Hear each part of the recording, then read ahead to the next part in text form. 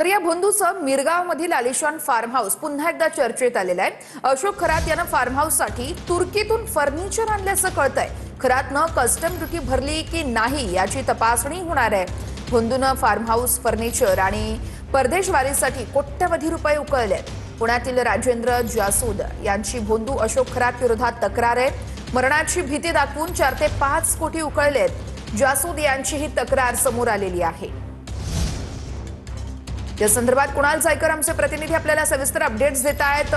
कुणाल, आपण बघतोय खरं तर या भोंदूनं कोट्यवधी रुपये काही भक्तांकडून इथं उकळल्याचं बघायला मिळतंय। नेमका काय प्रकरण आहे आणि सविस्तर सांगाल या जासूद यांच्या संदर्भात तक्रारी संदर्भातले अपडेट्स?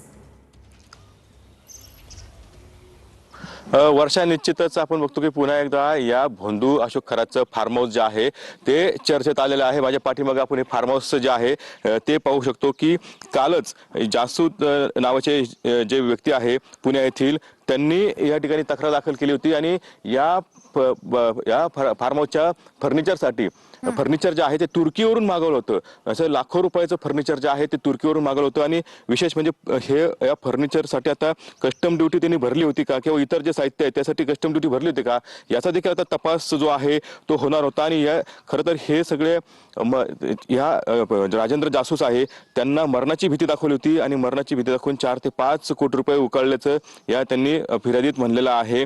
खरं तर हे मिरगाव येथील फार्म हाऊस आहे, याचे फर्निचर असेल, परदेशवारी असेल किंवा इतर पूजाविधी असेल यासाठी त्यांनी कोट्यवधी रुपये उकळले आहे। आणि विशेष म्हणजे त्यांनी या मरणाची भीती जी आहे ती दाखवली होती आणि मरणाची भीती दाखवून वेगवेगळ्या यावरती आपलं लक्ष असणारच आहे। या संदर्भातले सगळे अपडेट्स आपल्याकडून सातत्याने घेत राहू। तुर्तास धन्यवाद दिलेल्या माहितीसाठी।